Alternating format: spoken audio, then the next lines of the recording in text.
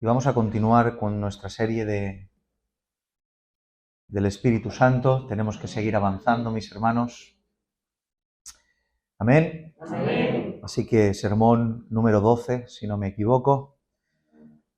Vamos a leer el texto que tenemos por costumbre, Juan capítulo 14, verso 15 al 17.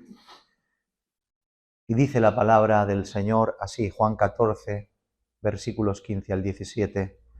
Si me amáis, guardad mis mandamientos. Y yo rogaré al Padre y os dará otro Consolador para que esté con vosotros para siempre, el Espíritu de verdad, el cual el mundo no puede recibir porque no le ve ni le conoce, pero vosotros le conocéis porque mora en vosotros y estará en vosotros. Amén a su palabra. Amén. Amén. Gracias, Señor. Bien, en el sermón anterior comenzamos a hablar de los dones conocidos como dones extraordinarios. ¿Se acuerdan? Vamos a hacer un poquito de memoria. Dones que encontramos en el listado que nos ofrece el apóstol Pablo, concretamente en 1 Corintios, capítulo 12. Si recuerdan, agrupamos los dones en 3 categorías diferentes para una mejor comprensión de los mismos. Dones relacionados con el conocimiento, dones relacionados con el poder y los milagros y dones relacionados con la revelación. La primera categoría, que clasificamos como dones de conocimiento, contenían los dones de palabra de sabiduría y palabra de ciencia, y añadimos el discernimiento de espíritu. En el sermón anterior ya estuvimos atendiendo los 2 primeros dones, quedándonos pendiente el discernimiento de espíritu, que es el cual intentaremos atender en el día de hoy con la ayuda del Señor. Decirles de primeras lo que ya les dije en el sermón anterior. Es complejo encontrar información sistemática, clara, para compartir punto por punto lo que es y cómo actúan algunos dones mencionados en estos listados. Y el discernimiento de espíritu también lo es.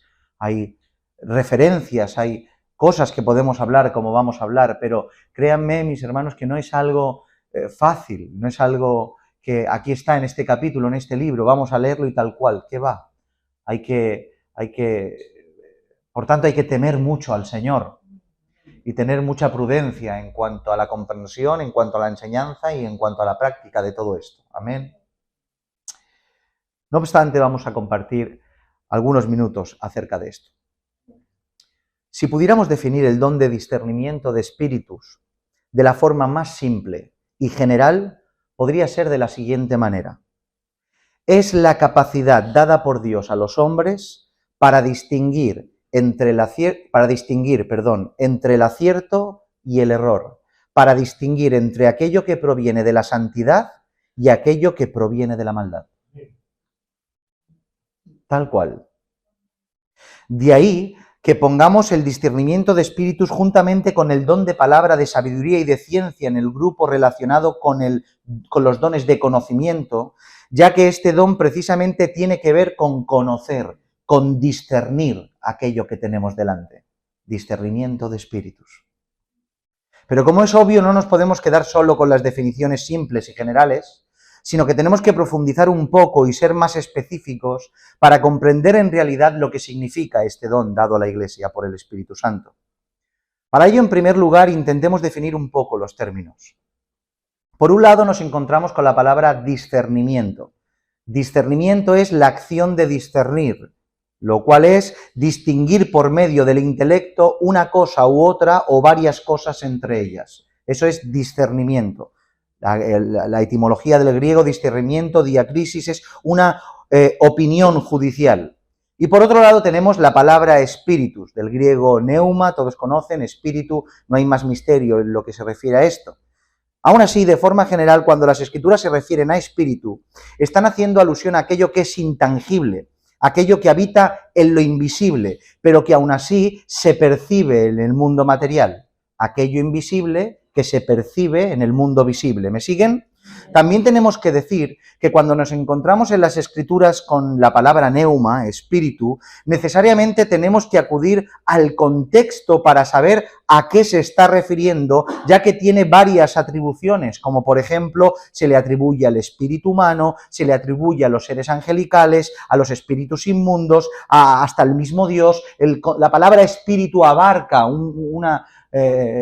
muchos aspectos relacionados con este mundo invisible. Por tanto, es necesario el contexto para saber concretamente a quién se está refiriendo y en qué contexto es que esta palabra se está utilizando.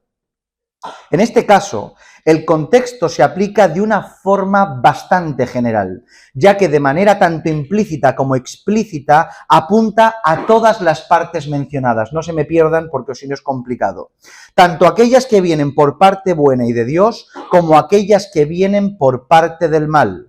Porque precisamente lo que me permite y lo que nos permite este don es diferenciar entre ambas. De ahí discernimiento de espíritus, de lo que viene de lo malo a lo que viene de lo bueno. ¿Me entienden?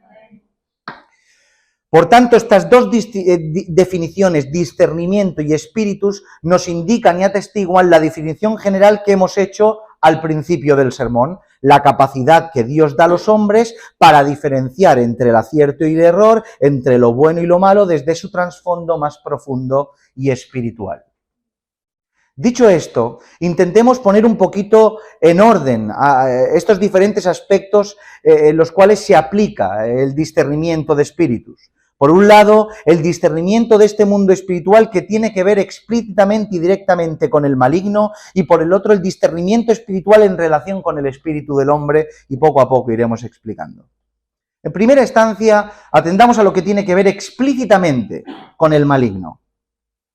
Vivimos en tiempos en los cuales todo lo referente con el tema de los demonios y el mundo espiritual tiende a irse a los extremos más absolutos. O bien nos encontramos a aquellos que ven demonios por todos los sitios y solo ven demonios y lo único que quieren es reprender, y por el contrario nos encontramos a gente que no los ve por ningún sitio.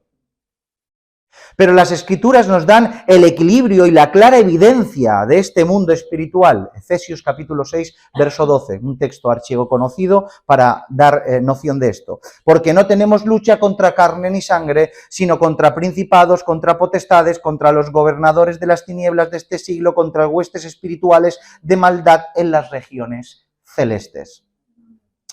Una de las formas más comunes que las Escrituras hacen mención de estas fuerzas espirituales de maldad es el término, como hemos dicho, espíritu inmundo. Inmundo, adatsartos o akatsartos, es impurificado ceremonialmente, moralmente, algo demoníaco. En otras palabras, se refiere a estos ángeles caídos que fueron desechados juntamente con Satanás y que operan bajo su control y maldad, conocidos popularmente como demonios. Las Escrituras no solo nos dan muestra de la existencia de Satanás y los espíritus inmundos, sino que también nos dan evidencias del alcance y potestad que estos tienen sobre el mundo. Dice la Escritura, 2 Corintios capítulo 4, verso 4, en los cuales el Dios de este siglo cegó el entendimiento de los incrédulos para que no les resplandezca la luz del Evangelio de la gloria de Cristo, el cual es la imagen de Dios. O 1 Juan capítulo 5, verso 19, sabemos que somos de Dios y el mundo entero está bajo el maligno.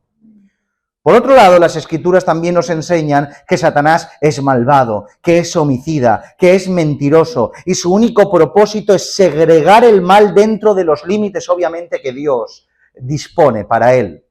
Por tanto, utiliza todos los medios que están en su alcance, entre los cuales es tener a su servicio todos los espíritus inmundos para esparcir su mal. Estas formas en las cuales Satanás ejerce el mal sobre el mundo y sobre los hombres son diversas, pero podríamos separarlas en dos grupos distintivos para intentar comprender un poquito mejor. Por un lado, la que tiene que ver con la forma más directa y explícita, la cual tiene que ver con la posesión de un cuerpo, y la otra, y por otro lado, la más general y común, la cual tiene que ver con su influencia. Y ahora tenemos que hablar de todo esto un poquito para llegar al punto que queremos llegar respecto al don que estamos intentando analizar. En primer lugar, atendamos la forma más directa que tiene que ver con la posesión de un cuerpo. Con posesión de un cuerpo nos referimos a cuando una vida está poseída, o sea, que reside dentro de esta persona un espíritu inmundo que lo controla. Y aunque estos casos no son tan comunes como la gente pretende creer que sean, sí que son reales, sí existen y las Escrituras nos dan claras evidencias de ellos. El muchacho que trajo a los pies de Cristo el padre desesperado, ¿recuerdan? Que lo echaba al fuego, que quería matarlo, ¿recuerdan el caso? O el hombre que pasaba inadvertido en la sinagoga, el muchacho lo pueden encontrar en Marcos capítulo 9, verso 17, para que quede constancia de los textos. El hombre que pasaba inadvertido en medio de la sinagoga, Marcos capítulo 1, o el endemoniado de Gadara, Mateo capítulo 8 y sus sinópticos. Podemos ver las Escrituras, cómo las Escrituras nos dejan claras evidencias de esta forma extrema de operar de Satanás para esparcir y controlar su mal, y controlar a la gente por medio de su mal en el mundo. Por tanto, el discernimiento de espíritus en el contexto de una posesión bien podría referirse a la capacidad puntual y específica para discernir que cierta persona en particular esté poseída por un espíritu inmundo. Pero vamos a explicar un poquito esto más detalladamente para no confundirnos en cuanto a lo que estamos hablando. Como ya hemos mencionado, que un cuerpo esté poseído por un espíritu inmundo no es algo que se vea todos los días y no es algo para nada habitual. No obstante, es una realidad que las Escrituras nos han demostrado que puede ocurrir. Pero aún así, cuando esto ocurre, no siempre hay una clara evidencia de una posesión, ya que sus manifestaciones no siempre son evidentes. Podemos encontrar casos como el gadareno. Este hombre de Gadara que se encontró con Jesús y sus discípulos, que estaba atando con cadenas, rompía los grilletes, andaba desnudo por ahí y molestaba a todo el mundo. Una clara evidencia, una clara manifestación de que cualquier persona que viera a este hombre y tuviera conocimiento de los espíritus inmundos y demás, dijera y dictaminara que esta persona está poseída por uno de ellos. Pero también nos encontramos otros casos como el hombre de la sinagoga. ¿Cuántas veces iría a la sinagoga en Shabbat? ¿En cuántas lecturas de la Torá estaría? ¿En cuántas festividades? Probablemente muchas como judío que era, pero en cambio solo se manifestó cuando Cristo apareció.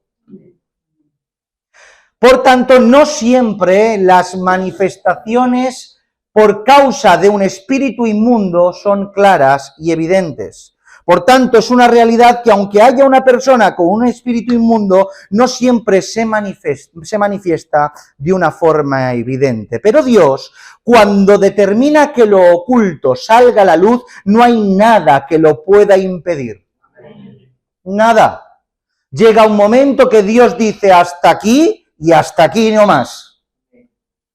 Y las Escrituras nos dan muestra de ello, como el propio caso del hombre que estaba ahí tan tranquilo en la sinagoga hasta que vino Cristo, o este texto tan particular que encontramos en Hechos 16 al 18. Aconteció que mientras íbamos a la oración, nos salió al encuentro, noten bien este caso, nos salió al encuentro una muchacha que tenía espíritu de adivinación, la cual daba gran ganancia a sus amos adivinando. Esta, siguiendo a Pablo y a nosotros, daba voces diciendo: estos hombres son siervos del Dios Altísimo, quienes nos anuncian el camino de salvación. Y esto lo hacía por muchos días más. Desagradando a Pablo, éste se volvió y dijo al Espíritu: te mando en el nombre de Jesucristo que salgas de ella, y salió en aquella misma hora. La persona promedio en estas situaciones, lo único que contemplaríamos es a una muchacha joven que supo ver en dos hombres de Dios la labor que estaban haciendo y salió a su paso a señalar a hombres de Dios diciendo: ¿qué hombres de Dios son estos? La persona promedio haríamos esto, pero no actuó de esta forma Pablo, no solo porque no era una persona promedio, sino que estaba investido de todo poder de Dios, con palabra de ciencia, como vimos el otro día, como palabra de sabiduría, y quién sabe si no también con discernimiento de espíritu, ya que en cierto momento, guiado por el espíritu, descubrió lo que había detrás de la adulación de la muchacha. La muchacha no se manifestó como una persona poseída, sino como una persona de a pie que alababa a unos creyentes que pasaban por ahí. Pero él supo ver más allá de la adulación. Supo distinguir más allá de la alabanza. Por tanto, podemos decir de una forma más precisa, en el contexto de una posesión por un espíritu inmundo, que el don de discernimiento de espíritus bien podría ser la capacidad dada por Dios en momentos puntuales para descubrir los espíritus inmundos que intentan ocultarse. ¿Qué intentan ocultarse? Aquellos que están ocultos y que Dios en determinado momento dice hasta aquí y no más. Y da la capacidad a cierta persona dentro de la congregación para dilucidar más allá de lo que se ve. Distinguiendo y discerniendo el espíritu inmundo que hay detrás. ¿Entienden esto? Ahora bien, permítanme más aclaraciones. Hay que hacer muchas aclaraciones.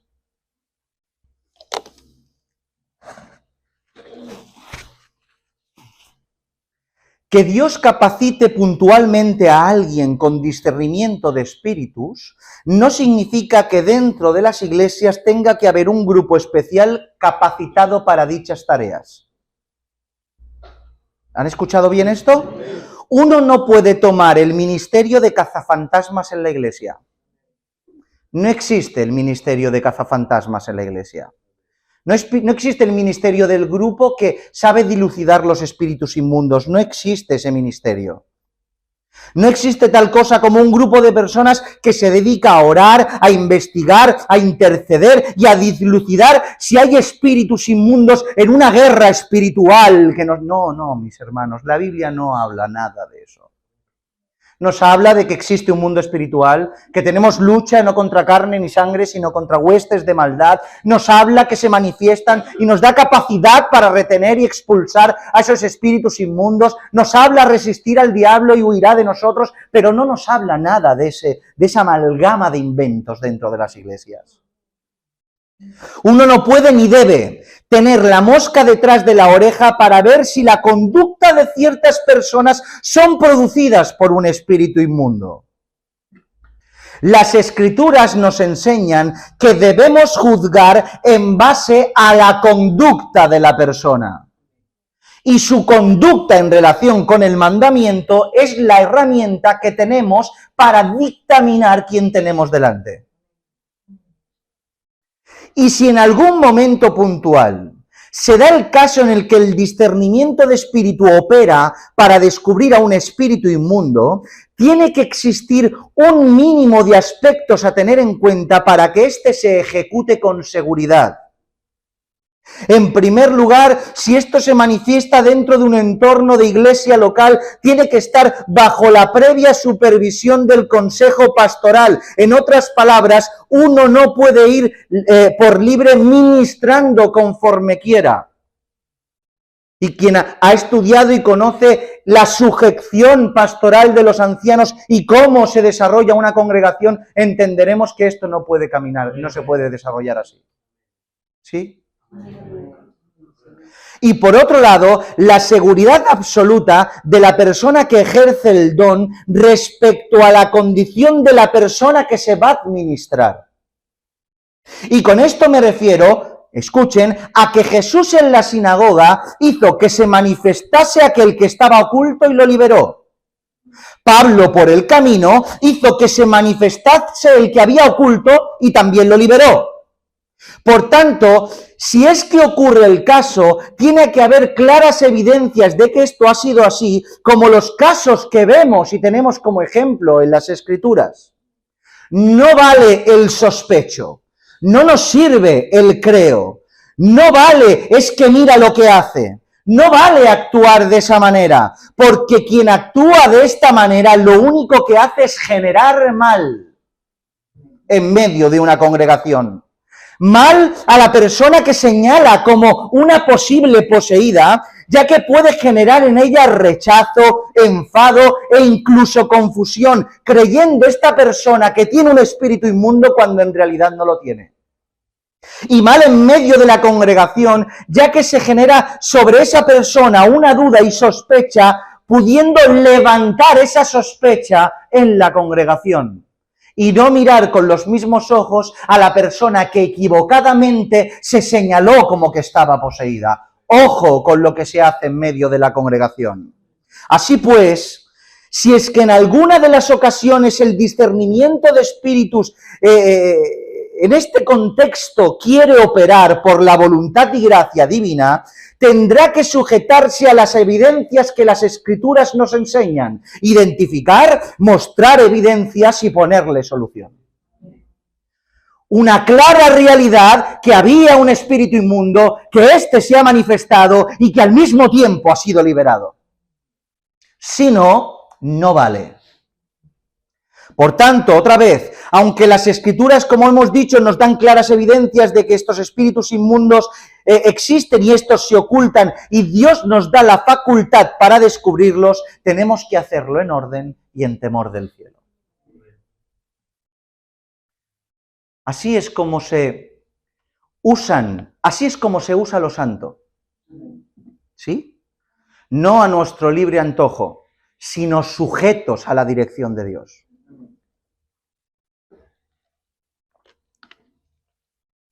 Dicho esto, ya más rápido, por otro lado tenemos la forma más habitual en la cual Satanás segrega dicho mal, y es por medio del alcance de su influencia.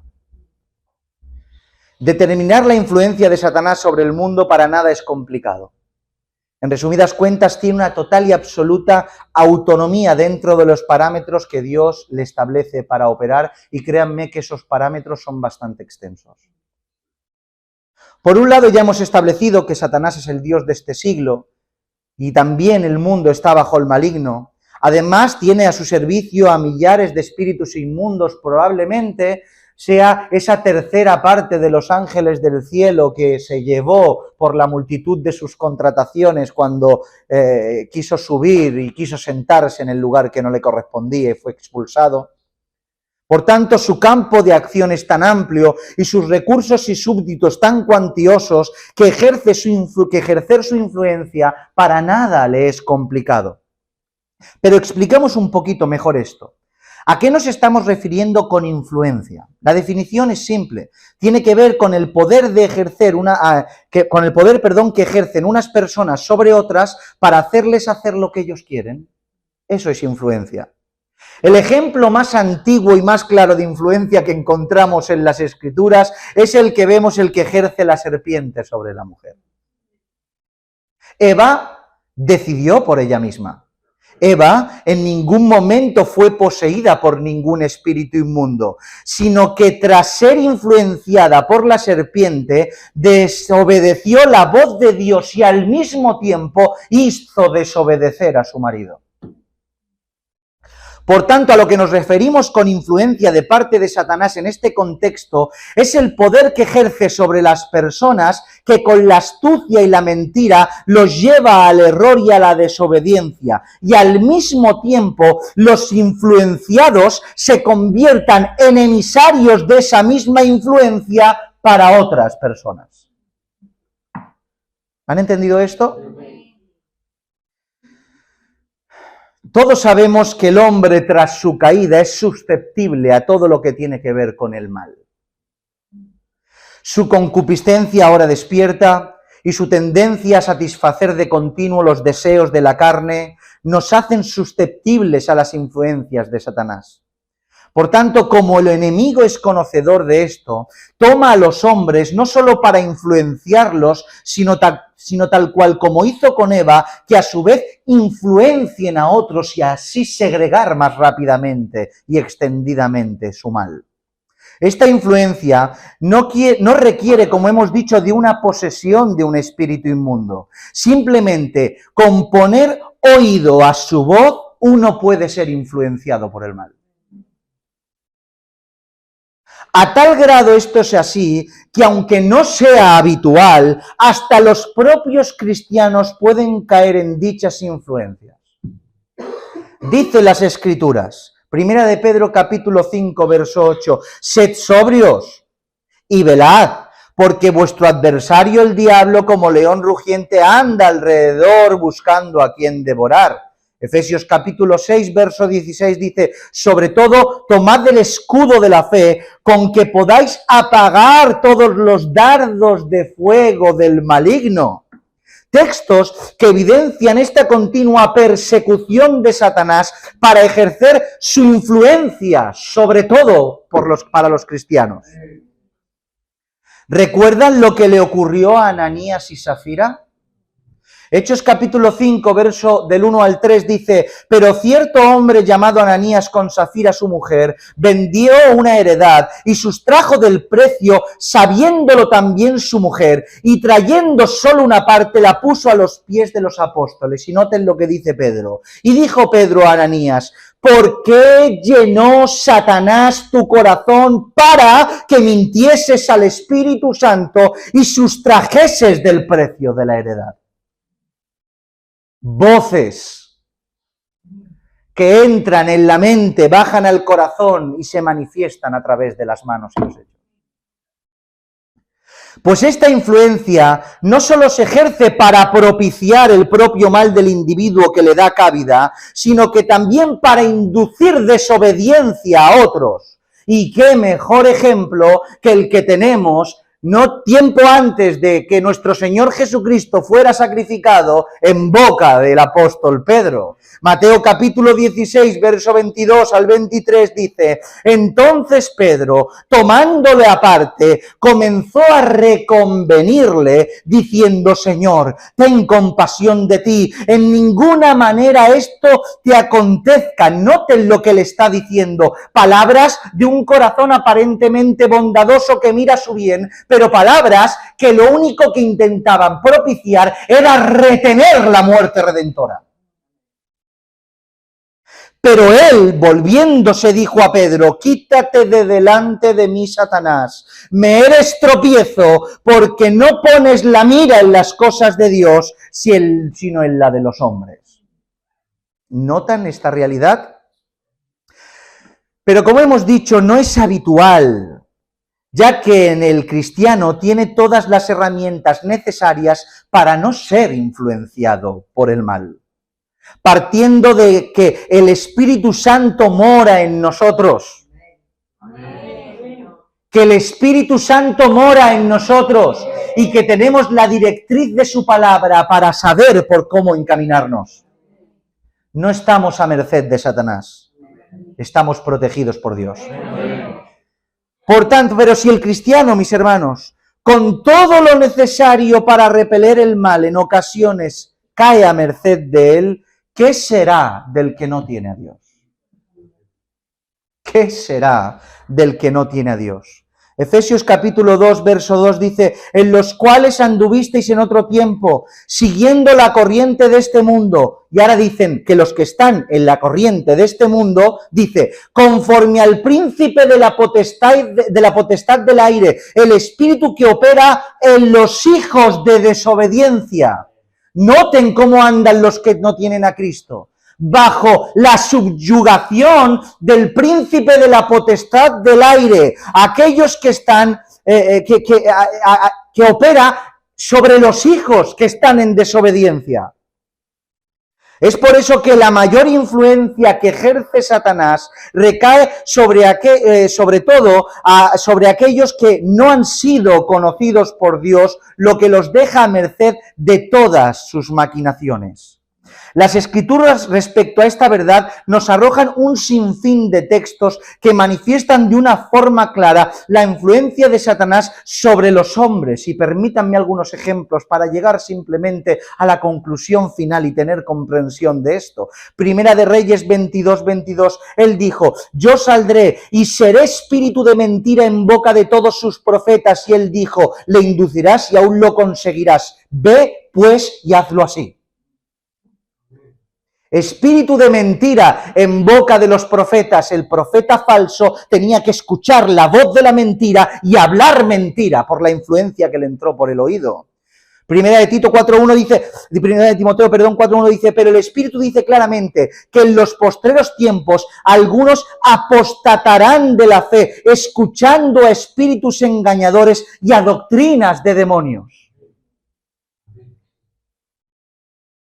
Noten una vez más aquí como el apóstol Pablo revele todo esto en Hechos capítulo 4, verso 12. Ellos entonces, enviados por el Espíritu Santo, descendieron a Seleucia y de allí navegaron a Chipre. Y llegados a Salamina, anunciaban la palabra de Dios en la sinagoga de los judíos. Tenía también a Juan de ayudante, y habiendo atravesado toda la isla de Pafos, hallaron un cierto mago, falso profeta judío llamado Bar Jesús, que estaba con el procónsul Sergio Paulo, varón prudente. Este, llamando a Bernabé y a Saulo, deseaba oír la palabra de Dios, pero les resistía Elimas, el mago, pues así se traduce su nombre, es el mismo que Bar Jesús, procurando apartar de la fe al procónsul.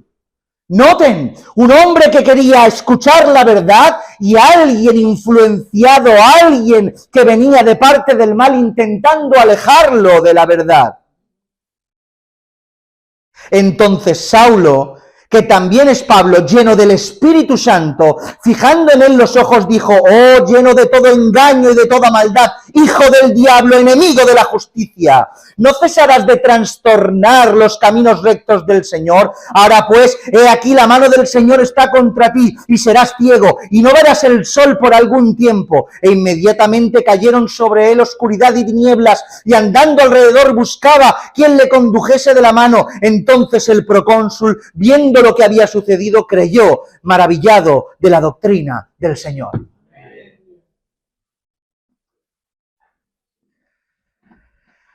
Verdades que encontramos en las Escrituras que evidencian que la influencia de Satanás y sus espíritus inmundos que ejercen sobre el hombre son continuas, y cuando tienen éxito nos inducen a pecar y a la vez somos utilizados para pecar a otros. ¿Han entendido este principio? Por tanto, el discernimiento de espíritus en el contexto de la influencia del mal es la capacidad dada por el Espíritu Santo para discernir dicho mal en boca de aquellos hombres y mujeres que, influenciados por Satanás, quieren llevarnos a la desobediencia. Son capaces de despertarnos el Señor en un momento de que la guardia está baja para dilucidar el error en boca de aquellos que han sido influenciados por Satanás.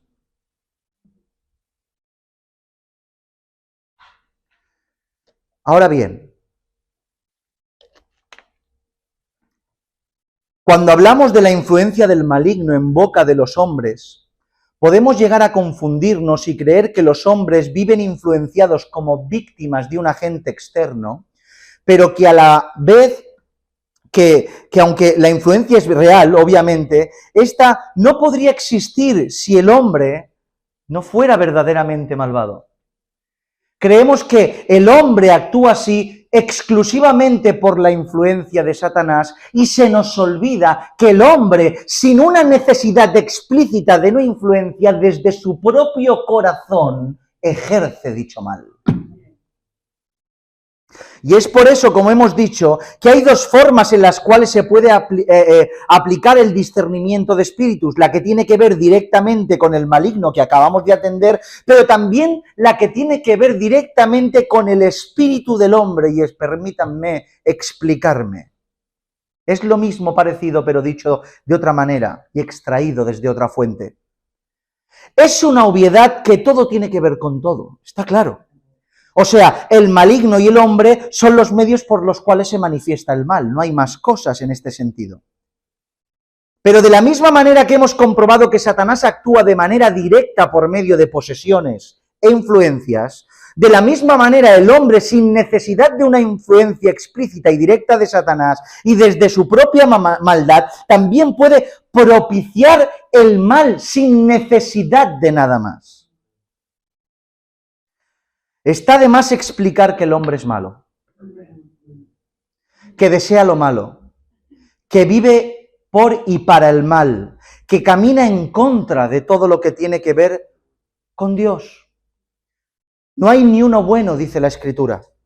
Nadie busca a Dios, nadie quiere el bien, dice la carta a los Romanos capítulo 1, 2 y 3.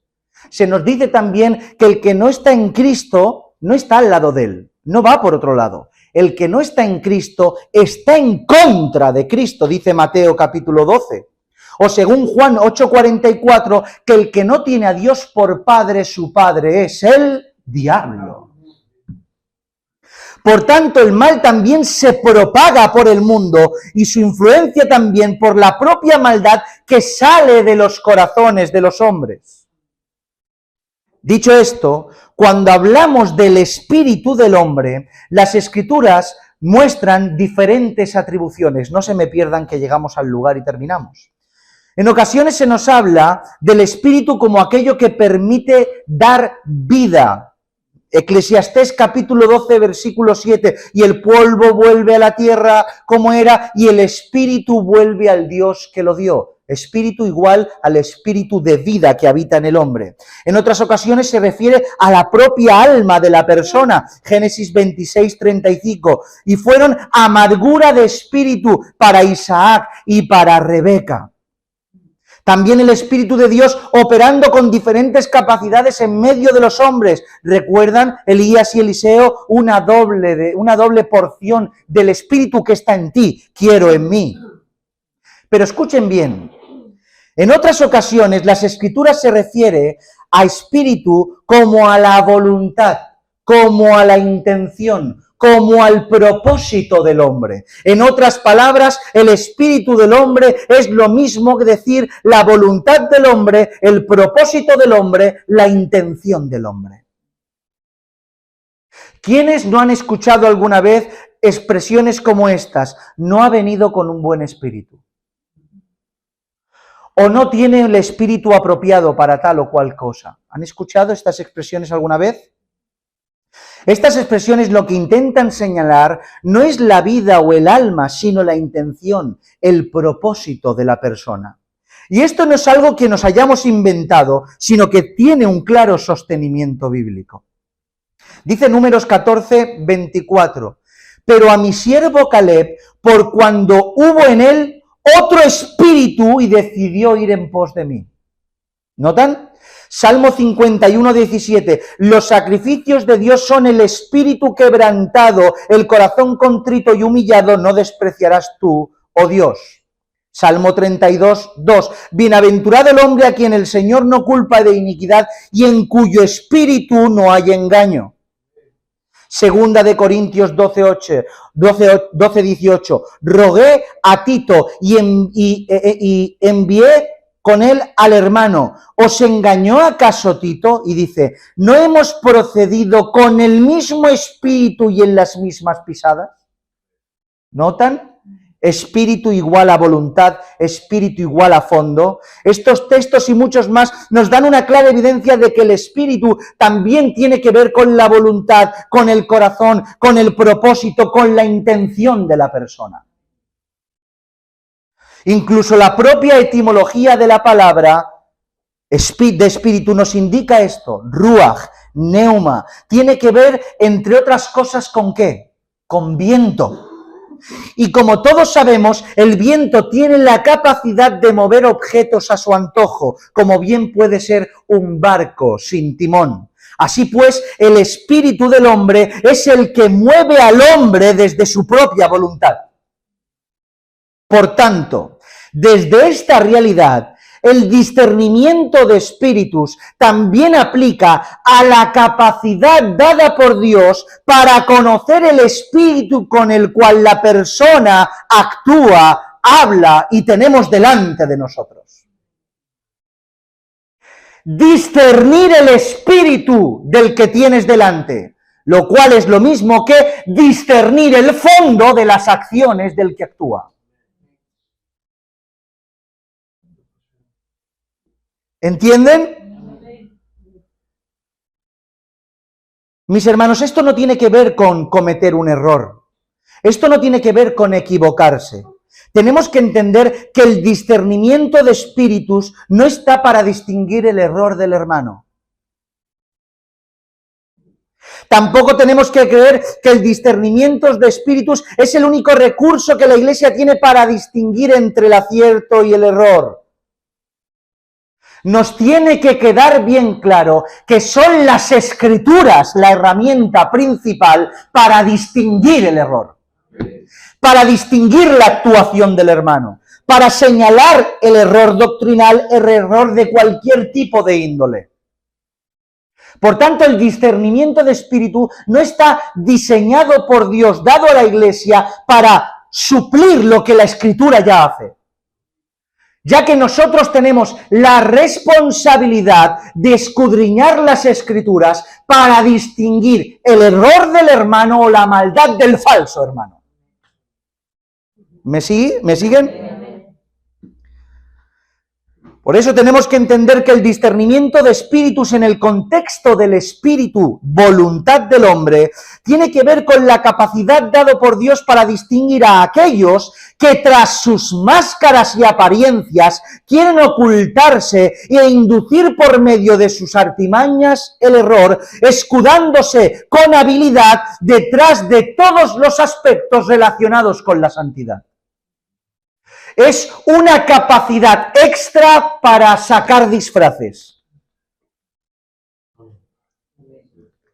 Es por eso que las Escrituras nos advierten en reiteradas ocasiones con versos como los siguientes. 2 Corintios 11, 3, 4. Pero temo que como la serpiente con su astucia engañó a Eva, vuestros sentidos sean de alguna manera extraviados de la sincera fidelidad a Cristo, porque si viene alguno predicando a otro Jesús que el que no hemos predicado, o si recibís otro espíritu que el que habéis recibido, u otro evangelio que el que habéis aceptado, bien lo toleráis.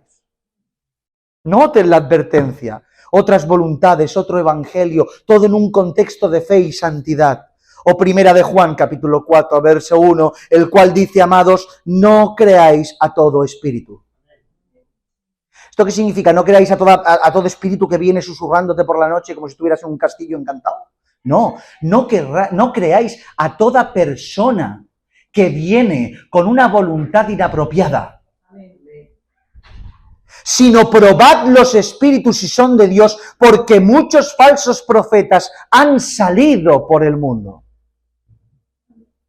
Y estas advertencias y otras muchas más nos ponen en alerta y en conocimiento de que no es oro todo lo que reluce. Y que en ocasiones las apariencias de piedad ocultan intenciones que están lejos de la voluntad de Dios.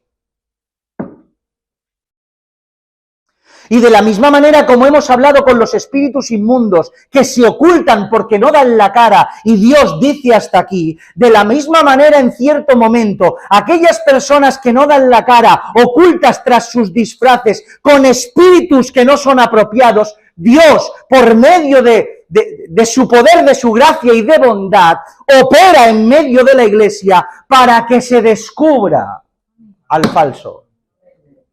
Y entre todas estas dádivas del cielo está el discernimiento de espíritus en el contexto de la voluntad malvada del hombre que oculta su verdadera cara tras la santidad. Pero tal cual como hemos advertido con las otras formas de atender la aplicación de este don, no podemos actuar a la ligera.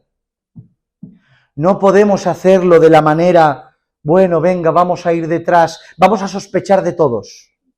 Las Escrituras no enseñan sospecha de todos hasta que te demuestren lo contrario, sino que te enseñan que el amor todo lo cree, todo lo espera. Confía hasta que demuestren lo contrario.